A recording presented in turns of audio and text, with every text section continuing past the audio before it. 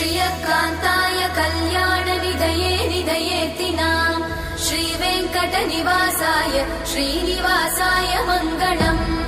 Lakshmi सविभ्रमालोकसुभ्रूविभ्रमचक्षुषे